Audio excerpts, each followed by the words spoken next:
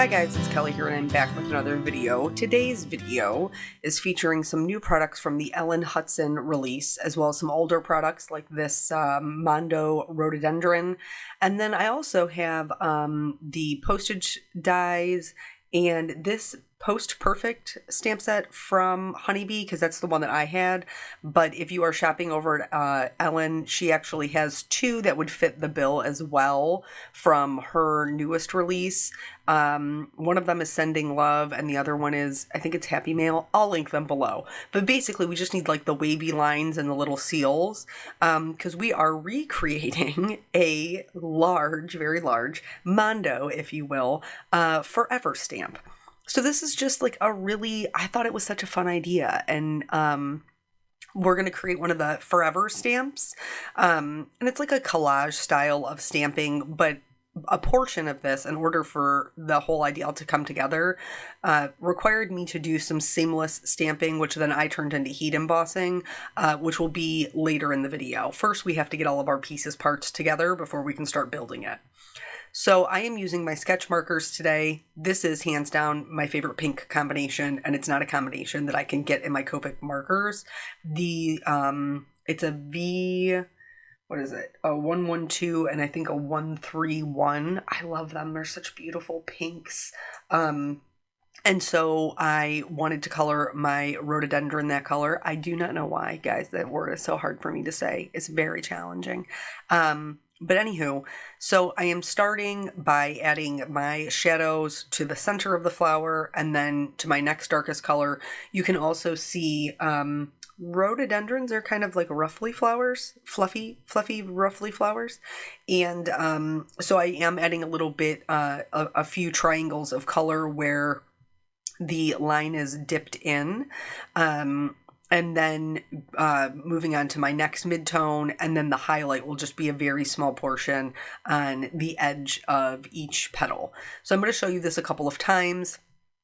As you get more comfortable with your coloring, you can start to do larger sections. I just find it easier in the beginning when I'm first getting acquainted with a stamp, if you will, to do one full flower at a time till I figure out everything that's going on. And then, so I'm going to do another one, and then I'll move on to doing them, a bit more, I guess, a bit faster, or the way that I would do them in real life when the camera isn't on. So I like to get acquainted with them one at a time and then do kind of a bunch of shading all at once. And if the triangles seem a bit more challenging, then don't worry about it. Just add the shading to the base of the flower and you'll still get really good dimension. Your petals just won't look as ruffly as mine do, and there's nothing wrong with that. Some people, in fact, might not even like that look, which is totally fine because it's your card. So I am a big fan of mixing older product with newer product. And so I had this set that Ellen had sent me, and I really love this will work with any large floral, and they have a ton in their Mondo series that are really beautiful. You guys know I love a big fat floral. Like, I'm here for all of them. But you can use any of them for this to create kind of like this look of this forever stamp. I just thought it was really fun, and I wanted to incorporate some old with some new.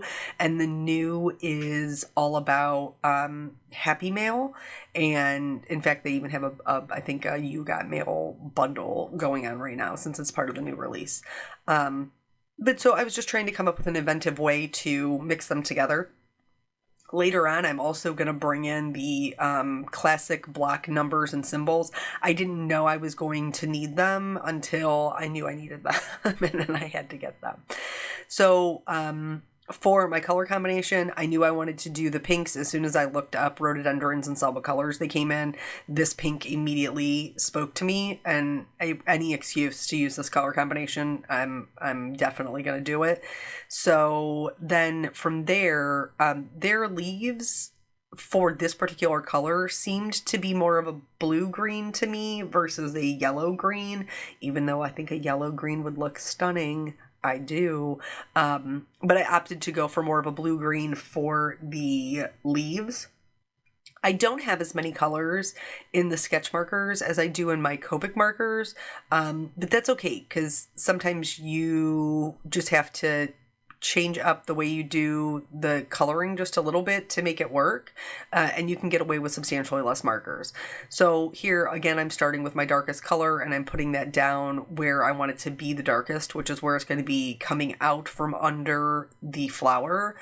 And then with my next darkest color, I went in and outlined all of these like veins.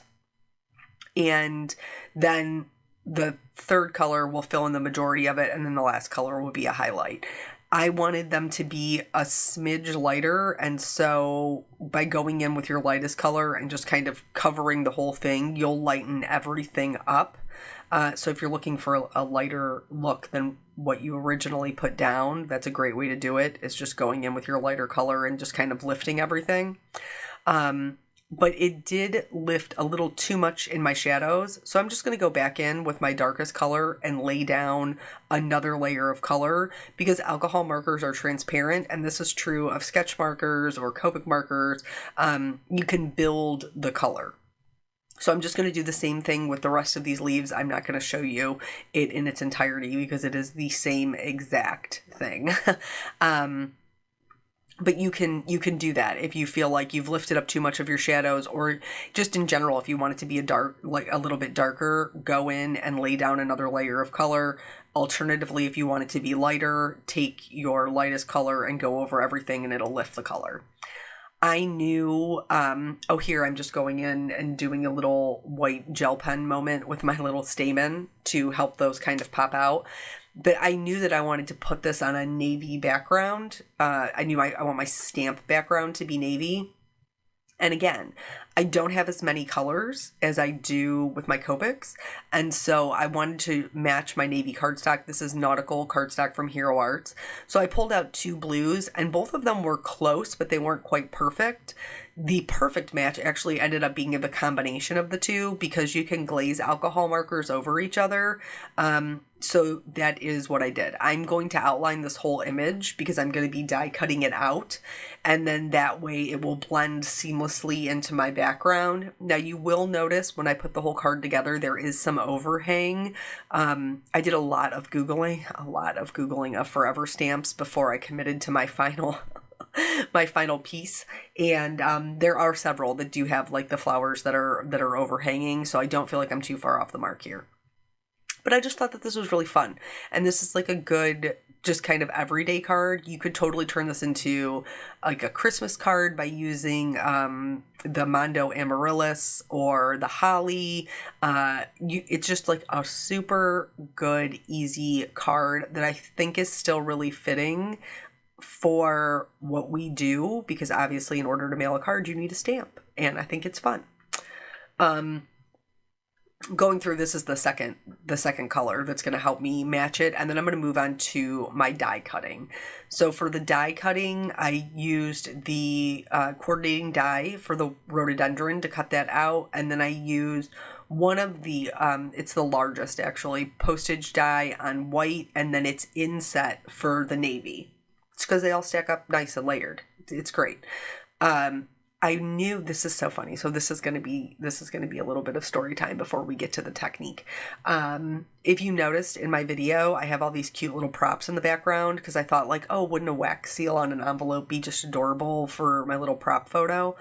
I spent so much time on that wax seal, guys. Yeah, because I watched the reels and I saw other people doing it in multiple colors, and I was like, that looks really easy. I could do that. There is something to be said for every hobby with a skill set, that people who are doing it well make it look like it's easy, and it is not always easy. So it did take me a couple of tries, but I did end up getting my wax seal in multiple colors, and I was very, very proud of it. Something to note here, this rhododendron die doesn't cut out the entirety of it, so I just had to snip it at the stem. And then I'm getting everything lined up. Here's where I realized that I was going to use the dies for my postage. Right now, stamps are 63 cents. And so that's what I went to cut out. But I actually didn't like the way that it looked. I don't know why. I just didn't like it. So I just flipped that 6 around and made it a 9 and went with a 39-cent stamp. And I was perfectly happy with that. what am I doing now? Oh, this sentiment. So the sentiment is just like another collage-y item that's going on here, and I think that it makes sense. This one is from the rhododendron set, and it says sending cheerful thoughts. So we still have a sentiment included in here with all of the other things that we have going on. And because it is more of a collage style, it still works without just, it helps the whole design instead of distracting from the design. I hope that that makes sense. So once I have that done, here is the multi-layer stamping. So I really wanted them to look like they had been posted. And in order to do that, I needed the label on the wavy lines. But I have a white background and a dark background, and I needed to find a way to make that work. And so I opted to do some silver heat embossing, but this will work with any multi-layering stamping. You will need a stamping tool for this, whatever your choice is. Mine is a Misty. So I'm treating it with my anti-static tool, and then I'm going to stamp this stamp 3 times. So I have everything lined up for my card right in here. I'm going to ink it up with Versamark, and I'm going to stamp it down the first time. This first time is going to be what is on the flower. Then I'm going to remove my magnet. I'm going to make sure I hold everything in place. I'm going to remove the flower and put my magnet back down. Now I'm going to ink it up again, and I'm going to stamp it on the navy. Remove the magnet, remove my navy layer while holding the background in place, ink it up a 3rd time, and then stamp it again. Why would you need to do this many layers of stamping when you're not going to see it? I understand what you're saying. The reason is because when you stamp on multiple layers, there's always a gap. It doesn't matter how thin it is, even with masking paper. There is a gap that is created because you have 2 separate layers. In order for them to line up seamlessly, there has to be an image at least past the border on every single layer. So now I'm going through, I'm using silver embossing powder from Hero Arts, and I'm going to heat set every single one of these. And then that way, when I line them back up on my card, they're all going to line up. It's going to be legible. You're going to be able to tell. These were really easy to just line back up. And then I put my magnet back in place. And in fact, this was so easy. I wanted to show you, I actually did it 3 times. So after I did the first circle, which this is actually a Christmas set, PPS, but I was like, I don't care. I'm making it work. I did because like that little symbol that we already did, the little circle, actually says December 24th. That's because it was part of a Christmas set, but the one from Ellen is not. But anywho, so now I'm going to do the lines, and I'm going to do the same thing. I'm going to stamp it once on the flower. I'm going to hold everything down, remove my flower, put my magnet back in place, re-ink the stamp, finish stamping my lines on the navy. This part doesn't overlap the white, so I only need to do it twice. And then I will again do the silver. So in order for the stamping, I keep wanting to say hand canceling. I don't really know why. In order for the stamping to stand out is why I chose to do the silver, because typically this would be done in like a gray or a black ink, but I didn't want it to get lost on the navy. Alternatively, I didn't want to heat emboss it in white and have it get lost on the white. So silver was like a really good middle of the road for me. So now, in order to balance my design, I felt like I needed something in the top right-hand corner. So I'm going to do it again. I'm just going to line everything back up. I'm going to put my stamp where I want it. This particular stamp does have some words on it, so that's why you see me turning it, because I didn't want it to be upside down. And then this is going to kind of give me that balance where I have 2 silvers in the bottom and 1 silver in the top right, so they're catty corner from each other, which will balance it really nicely. And then again, this is only 2 layers.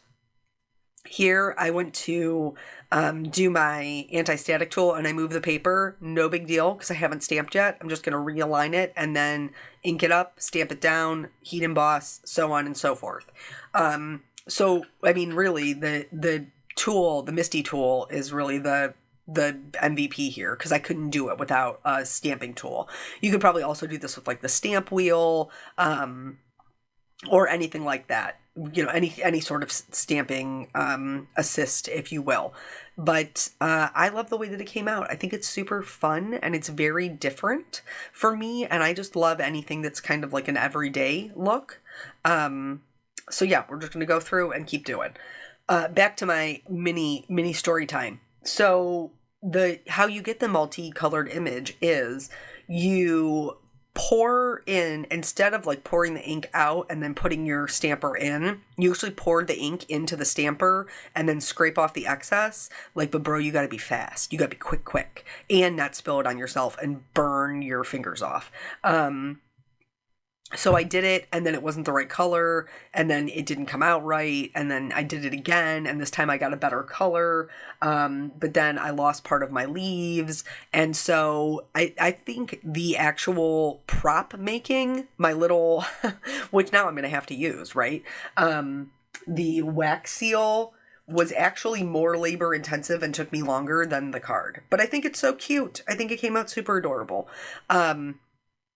For the rest of the details, now that I have the numbers glued on, I'm going to do in white gel pen, because I told you, I Googled and looked up so many images for the Forever stamps. Typically, they have a USA written somewhere on them, and typically they have the Forever with a line drawn through it. And so I wanted to recreate that. And again, it's going to add to the collage look of this and fill in those blank areas, balance out that design. So I did draw in the little cents next to the 39 with my white gel pen. I am using a number 10, which is a bit thicker. The USA didn't come out perfect. It's okay. I don't like my handwriting, but it is what it is. I did the Forever, and then I had to let the Forever dry because I wanted to be able to draw the line through it. But I had to wait for it to dry. Otherwise, if I put something on top of it to draw the line, it would just smear my stuff. So while that was drying, I added some shimmer to my flowers. And then I'm going to go back in, and I just used the edge of a piece of cardstock. You could obviously use a ruler. I'm checking beforehand to make sure that it is, in fact, dry. And then just add a diagonal. I'm going to hold my paper, go in with my white gel pen, and then just draw my little line through it. A number 8 gel pen is also very popular, but it is a lot thinner. I just prefer the 10. It works out better for me.